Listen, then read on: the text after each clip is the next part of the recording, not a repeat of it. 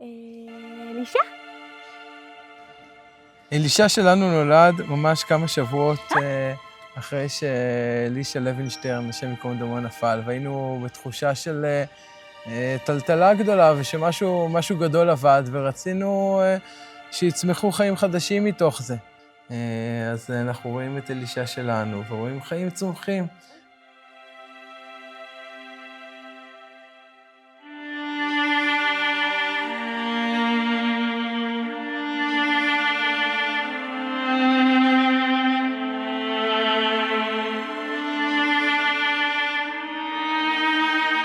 ידעתי כל הזמן שאני ממש ברת מזל.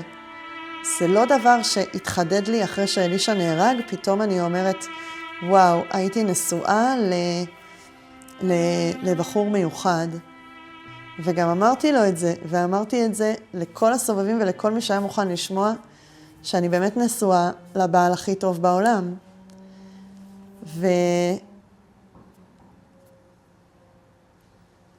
אני לא יכולה להפסיק להגיד על זה תודה.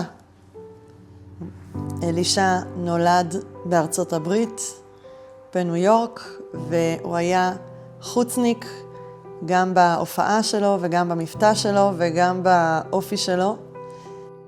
במקרה מצאתי איזושהי רשימה שהוא כתב לעצמו בחדר. הוא בטח היה בין 6 ל-7 אולי. והוא כתב לעצמו להתעורר בבוקר, ללכת לשירותים, לצחצח שיניים, להתלבש, לאכול ארוחת בוקר, ללכת לבית ספר, לחזור מבית ספר ולבקש מאמא עוגיה. כאילו הכל היה מדויק מה הוא הולך לעשות עם החיים שלו.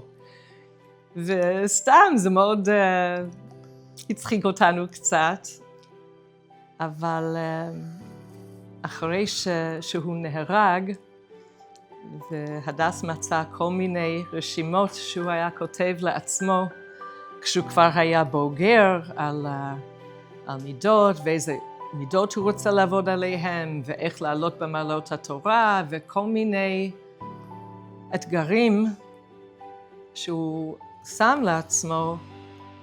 אז אני חושבת שזה התחיל שם, לבקש עם עוגיה.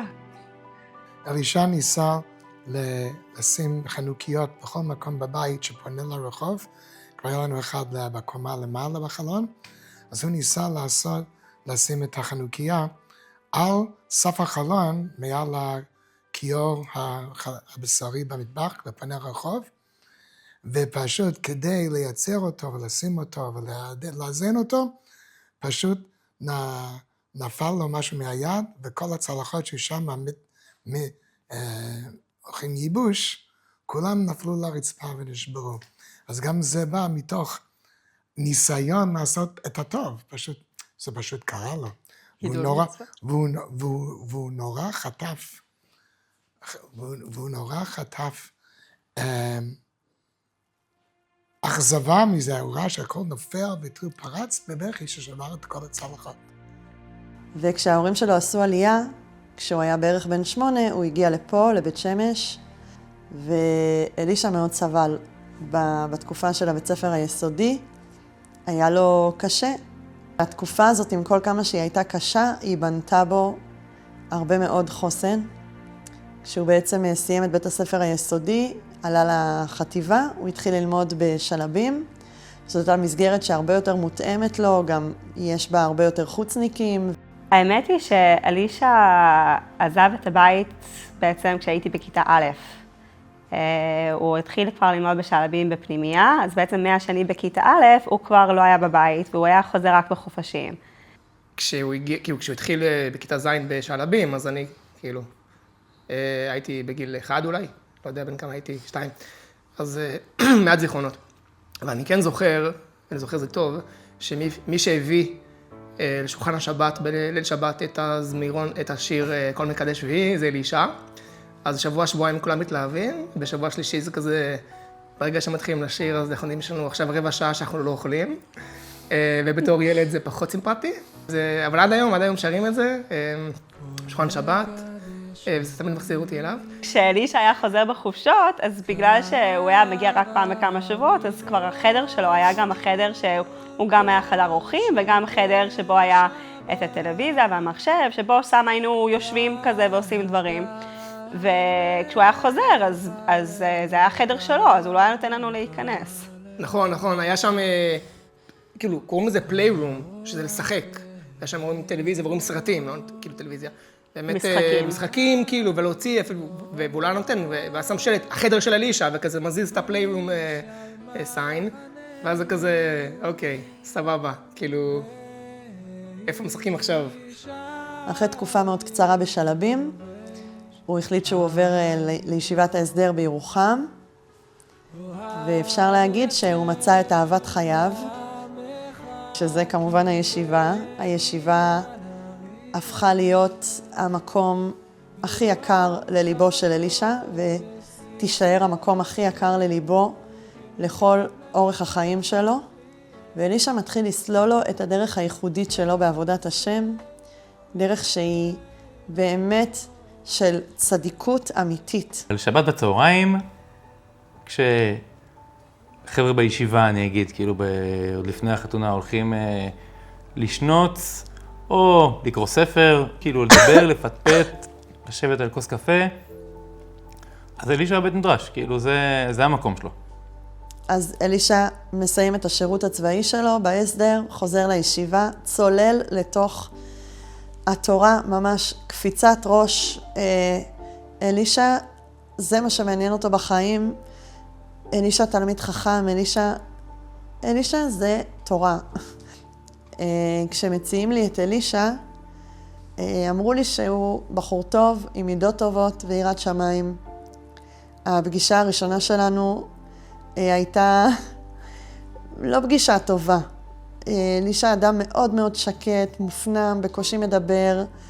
כאילו נוצר מצב שבאמת שנינו ממש לא התלהבנו, אבל יצאנו לעוד פגישה, ועוד פגישה, ועוד פגישה. ואחרי, אני חושבת שמשהו כמו 5-6 פגישות, אני באמת הבנתי שעומד מולי אדם מאוד מאוד מיוחד, אדם עם מידות טובות ועם יראת שמיים אמיתית. נסענו במטרופולין, פתאום אנחנו רואים את אלישע עולה, כאילו יש צומת כזה שבית שמש. ואז הוא עולה כזה, הוא הגיע אלינו, הוא הגיע לי מזל טוב, התארסתי. אנחנו כזה, וואי, אבל מה אתה עושה פה? אז כזה, אני חוזר לישיבה. אנחנו כזה, אלישע, אתה לא אמיתי, כאילו, מה אתה חוזר לישיבה? איך? הוא אומר, התארסנו ודיברתי איתה והכל טוב, אני חוזר לישיבה, כאילו. פתאום ההבנה שהישיבה היא חיים. כאילו, זה החיות, וכאילו, הוא שמה, כאילו, הוא כל אפשרות, כל הזדמנות, כל מקום לשתות מהישיבה, כאילו. באמת, אלישע הראה לנו שאפשר, גם אם לא קבעת את הבית שלך צמוד לישיבה, הבית שלך שותה מהישיבה, כאילו, וממש ראיתי את זה אז, כאילו, בפשטות כזה, ברור שאני בישיבה, כאילו, למה לא? זה מקום מעולה, כאילו, זה המקום להיות בו. אני זוכרת שהיה לכם את הדירה של השכנים ליד, וכל הצהריים, אלישע ישב בדירה ההיא, פשוט הילדים הלכו אחד אחרי השני בתורה, כאילו כל אחד בתור שלו הלך לשכנים כדי ללמוד עם אבא, ואני ממש זוכרת את זה. איזה מדהים, כאילו בכזאת התלהבות, כל ילד וילד, והיה לו סבלנות, וכאילו זה ברור שזה מה שעושים בצהריים. חזרנו מאחת השבתות אצלכם, ופתאום הסתכלתי עליו אחרת. פתאום צירפתי כמה דברים, איך הוא כועס על הילדים, עושה את הפרצוף הזה של בוא לפה, עושה כזה פרצוף, כאילו הוא כועס, לא יודע מי מאמין לו, לא מאמין שאחד הילדים האמין שהוא כועס, אבל הבינו שעכשיו צריך להתייחס לזה ברצינות. או פתאום ככה על הצד כזה סיפר, כן, שהוא קם כל יום מוקדם וזה, אז שאלתי מתי, 4:30 או משהו כזה, אני לא זוכר בדיוק, וכל יום, כן, כל יום, פשטות כזאת, וכאילו, פתאום אני קולט שהבן אדם בעמל של יום-יום, פותח פה פער מיוחד. משהו, והכל כזה בחוש הומור, בסיפורים, בחוש הומור של אלישע כזה. ופתאום אני שם לב שיש פה מישהו שפורץ קדימה בעוד תחום ועוד תחום ועוד תחום. וגם באמת פורץ, בהרבה מעבר למה שאני הכרתי אותו. פתאום משהו של התקדמות מיוחדת, משהו לא רגיל. אנחנו תמיד בראש השנה בישיבה, תמיד. חוץ מהשנה הראשונה שהגענו לחריש, אלישע אמר שאם אנחנו גרים במקום מסוים, אז אנחנו צריכים להתאמץ ולהכיר את הקהילה, להכיר את האנשים, והחלטנו שזאת הייתה החלטה ממש קשה, לוותר על התפילות של ימים נוראים בישיבה, כדי להתחבר לקהילה. ובאמת אלישע תפס תפקידים מאוד משמעותיים בקהילה. אלישע היה איש שהכל בו. תמיד היה להיכנס לבית הכנסת ולראות את אלישע במקום שלו. תמיד לפני התפילה הוא מגיע, ממש בור שנפער בקהילה. הרבה אנשים ראו בו בקהילה, ראו בו דמות להערצה. אני שומע את זה מהרבה אנשים. אלישע היה אצלנו גם בעל קורא, גם גבאי, גם חזן, גם אכפת לי מאוד מסדרי התפילה, אכפת לי ממה שקורה בקהילה. הקריאות בתורה שלו היו מאוד קולחות, מאוד נעימות לאוזן. אלישע היה איש תורה אמיתי. הוא למד תורה בהתמדה, בקביעות עיתים. הוא ידע המון, הוא שלט בכל סוגיה. תמיד השאלות שלו היו שאלות שמאוד פוגעות בדיוק בנקודה, שהוא ידע תמיד לשאול את השאלה הקשה, שאחר כך אני הייתי צריך להישאר ולחשוב על התשובה לשאלה של אלישע. לי בתור רב זה נתן המון, שאלישע, אני יודע שהוא מקשיב לי, אז זה גם אני יודע שיהיה דיון אחר כך. מההתחלה ככה נקשרנו אלישע ואני, וככה בעצם החברות העמיקה יותר. זה התענוג, תענוג. גם אלישע יש לו, ברוך השם, היה לו, קשה להגיד את זה, אבל זיכרון מופלא ובהירות בדיון, בהסבר. היה לו הסבר מאוד ככה קולח ומדויק ומתומצת. אז זה היה תענוג, יושבים לומדים שעות, כי מבחינתי שעות זה היה. אני תמיד עניתי מאחר, אבל בסופו של דבר היינו ממשיכים גם לפעמים אחרי, ולפעמים כאילו איכשהו הייתי מנסה לגנוב אותו, שהיה גונב אותי ככה בשבת אחרי צהריים, משהו כזה. כשאתה נגמר את החברותה, היינו מרגישים כאילו קוראים אותנו ככה אחד מהשני ככה לערבית או לבית, משהו כזה, זו הייתה התחושה. אלישע גם היה בדרך כלל הבחור הכי חכם בחדר. רוב הסיכויים שאם אנחנו נמצאים בחדר מסוים, אז אלישע הוא הבן אדם הכי חכם שם. ואלישע אף פעם לא התנסה, ואף פעם לא נתן למי שעומד מולו תחושה שהוא לא מבין או שהוא טיפש. כי אלישע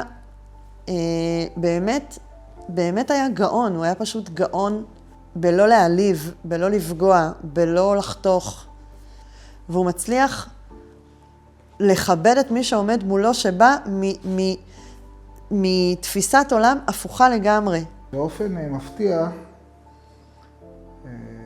רכשתי חבר על ידי ויכוחים, אני חושב שאפשר להגיד אותם אינסופיים. לצערי, במלחמה האחרונה איבדתי כמה חברים, אבל לילה שלם בכיתי על אלישע. למה שהוויכוחים כל כך יחברו, אני לא יודע. אבל כשהייתי רואה אותו והייתי פוגש אותו, הייתי מתווכח איתו. ואשתי אומרת לי, כאילו, מה זה הקשר המוזר הזה? אז תקשיבי, אני מרגיש שזה הקשר שלי איתו. הוא מחדד אותי, ואני נזכר בסיפור בגמרא, שהגמרא אומרת שרבי יוחנן וריש לקיש היו מתווכחים כל הזמן. וכשנפטר ריש לקיש, אז לא הייתה נחמה לרבי יוחנן, הוא לא התנחם. אז הביאו לו תלמיד חכם שיסכים איתו. והוא אמר, להסכים איתי, אני לא צריך מישהו שיסכים איתי, אני צריך מישהו שיתווכח איתי.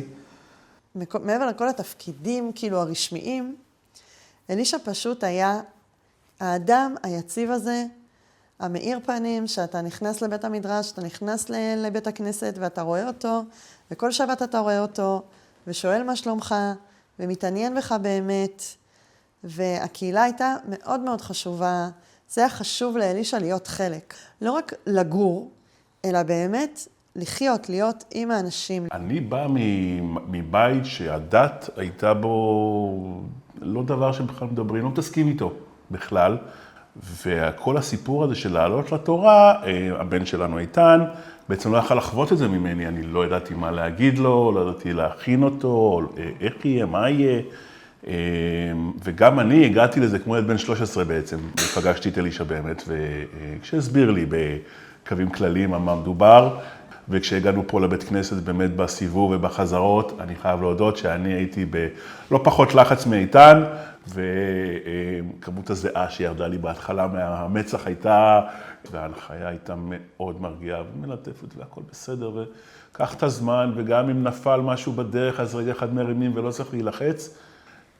אני חוויתי את זה כבן 13, שהייתי בן אדם מבוגר, אבל חוויתי את זה כבן 13 לכל הדעות.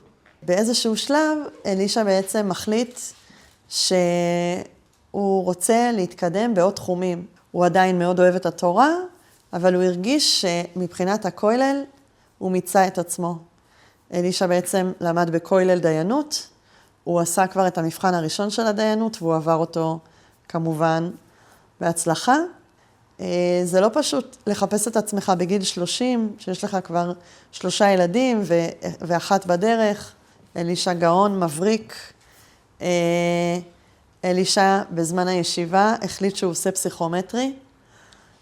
אני למשל עשיתי 3 חודשים קורס פסיכומטרי, זה כל מה שעשיתי בחיים. לא עשיתי שום דבר אחר חוץ ללמוד לפסיכומטרי. אלישע נרשם למבחן, מבקש מהחברים בישיבה, אם למישהו יש ספר של פסיכומטרי שהוא יכול לעבור על השאלות, עובר על השאלות בין הסדרים, וניגש לפסיכומטרי, וכמובן מקבל ציון גבוה מאוד מאוד מאוד, שהספרה הראשונה שלו הוא 7, ואלישע מגיע לעולם ההייטק, שהוא בן למעלה מ-30, שזה קשיש במונחים של הייטק, שיש לו 4 ילדים בבית, מהר מאוד מבינים שאלישע שווה. את אלישע פגשתי ברעיון עבודה. הוא הגיע אלינו, חיפשנו מפתח בקאנד. אני בעצם מנהל את אחד מהצוותים כאן, צוותים, קוראים לזה צוותי אפליקציה. אלישע, כאילו, מבחינה חיצונית, לא מסוג האנשים שאני פוגש כל יום. כאילו, באמת הגיע לאדם לבוש כיפה עם ציציות, וזה הפתיע אותי. הוא היה מפתח מהטובים בחברה, בצוות. אני יכול לספר על התרגיל שעשינו, תרגיל בית שאנחנו שולחים, ובעצם כל אחד פותר את זה, ואחר כך אנחנו בעצם עוברים על הפתרון. ויש משהו שעד היום, כאילו, מאז עוד המשכנו לראיין הרבה אנשים, אבל יש משהו שבאמת אלישע היה מאוד מיוחד מבחינת הפתרון שלו לתרגיל הזה, ששמנו בתרגיל איזה מין קאץ' קטן, בשביל לראות שמי שפותר את התרגיל, הוא באמת מבין מה הוא עושה. ועד היום אני חושב שהוא היחיד שפתר, שבאמת תפס את הקאץ' הזה ועשה את זה כמו שצריך. מילואים זה חלק מהחיים. אלישע, הפעם הראשונה שהוא יצא למילואים הייתה מיד בסוף 7 ברכות שלנו. הוא יצא למילואים של איזה 3 שבועות, אני חושבת. בעצם אחרי שמחת תורה, תשפ"ד, הזיקו את אלישע למילואים, ובמשך קרוב לחודשיים, אלישע היה בכוננות, באימונים, והוא נכנס לעזה.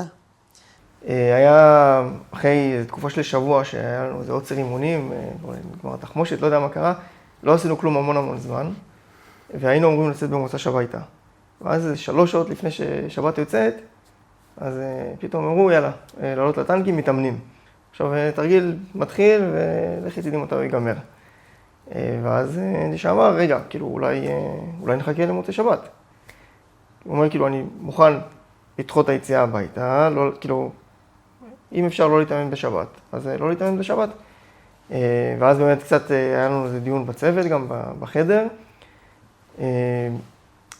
וכזה דיברנו על דברים, למה כן, למה לא. ואז הגענו למסקנה שכאילו אם אנחנו לא נעלה בתור צוות, אז צוות אחר יעשה את זה.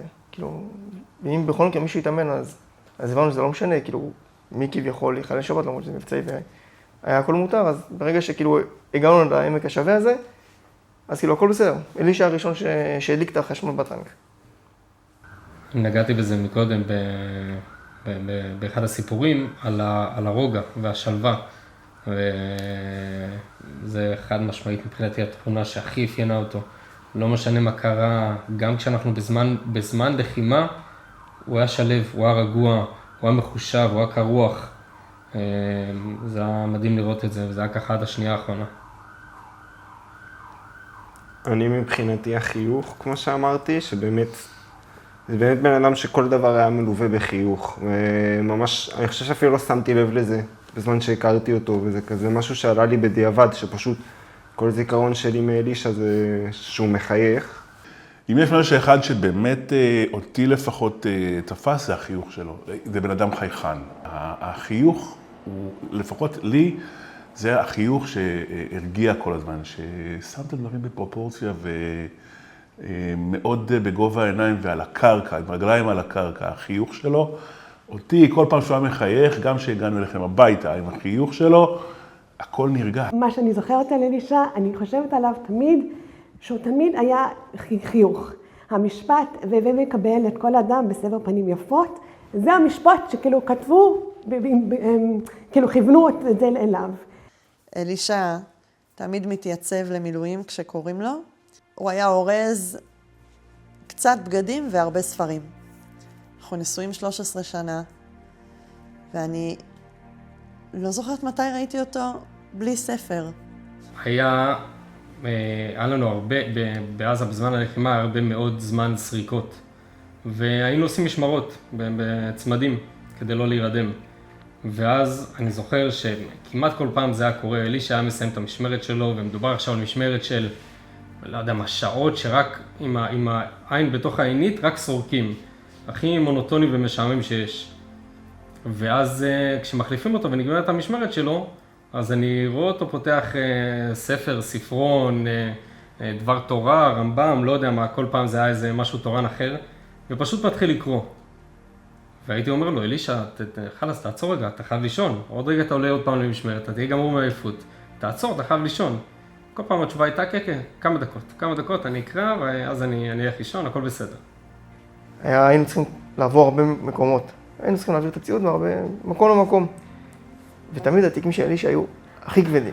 הכי כבדים, מה שאני אומר, מה אתה שם שם? אמר לי ספרים, אמרתי לו, כמה ספרים? יותר ספרים ממה שהיה אפשר, זה בטוח.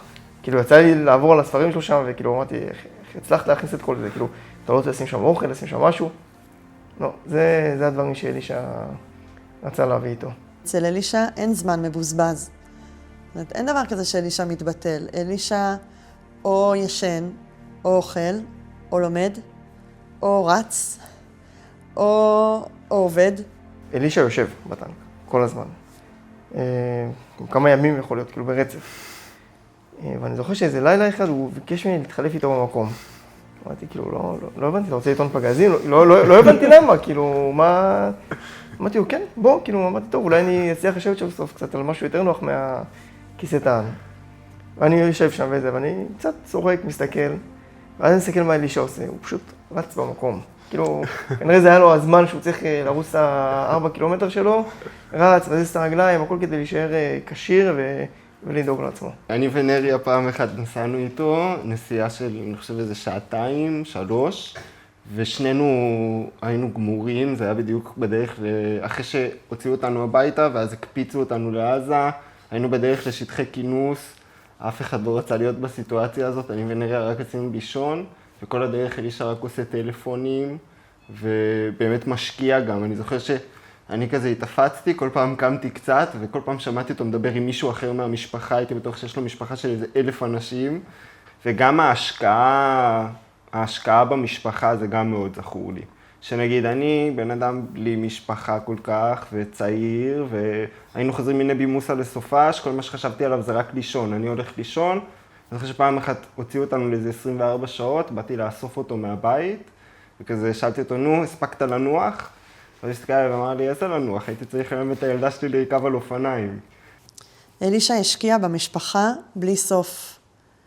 אני באמת יכולה להעיד כמה מחשבה וכמה השקעה וכמה מאמץ אלישע השקיע בחינוך הילדים שלנו, בעבודה סיזיפית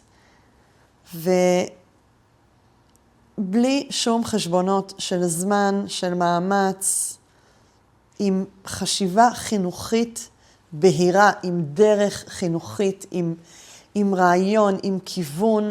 הוא התייעץ על זה, הוא בדק, הוא למד, היה לו ברור לאן המשפחה שלנו תגיע.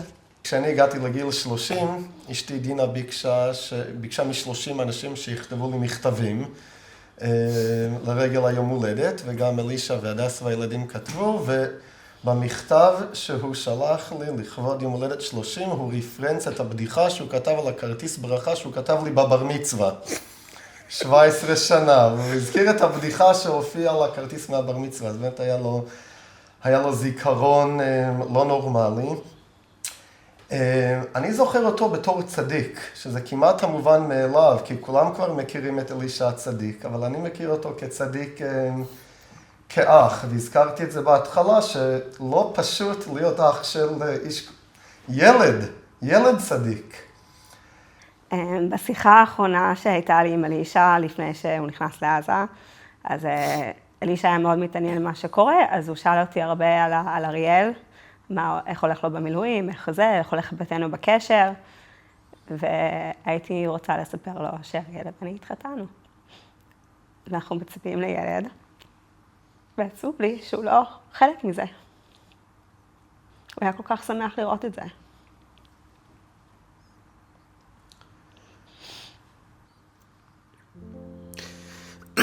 באותו יום שנהרג, אני חושב שביום שבו, כאילו כמה שעות בבוקר, ממש לפני הלוויה, אני הרגשתי הרבה מאוד,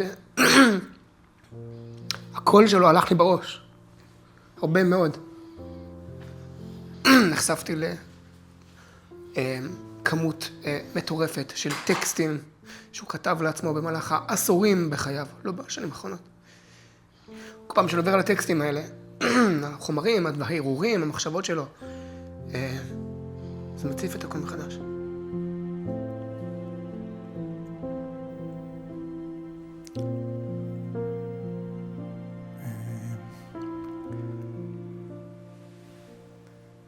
אני לא חושב שהיינו בוחרים בסוף כזה. אף אחד מאיתנו לא חלם על זה ולא רצה בזה.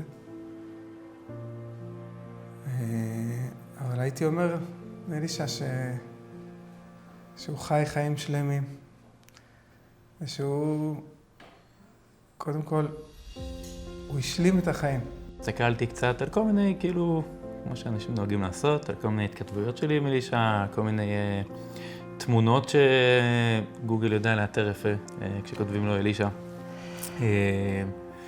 ומצאתי תמונה של אלישע משיעור א' או ב', אני לא זוכר, מחודש אדר בישיבה, מחזיק שלט שכתוב בו, שאלו את הקוצקר איפה הקדוש ברוך הוא נמצא, והוא ענה איפה שנותנים לו להיכנס.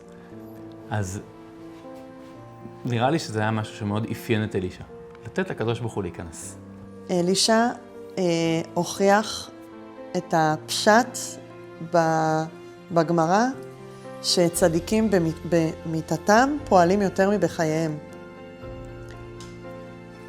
זה פשוט פשט הדברים. אלישע עשה הרבה דברים בחיים, הוא הספיק המון, בטח יחסית לגילו הצעיר, אבל צדיקים במיתתם קרויים חיים, זה ממש דבר שאנחנו ראינו בעיניים, ויש המון דברים שנעשו ונעשים להנציח אותו ולעילוי נשמתו, ובאמת המון דברים. אבל בעיניי הדבר שהכי מרגש זה התינוקות. ברוך השם, יש 10 תינוקות שקרויים אלישה, על שם אלישה שלנו, ואני לא יכולה להפסיק להתרגש מזה. יש לי גלריה בטלפון, אני מרגישה כמו סבתא, שאני מסתכלת עליהם ומקבלת את התמונות שלהם ואיך הם גדלים ומתפתחים, ויש לנו אלישה שהוא כבר עוד שנייה בן שנה. בסופו של דבר זה ההנצחה הכי טובה, שנוכל להמשיך להגיד אלישה.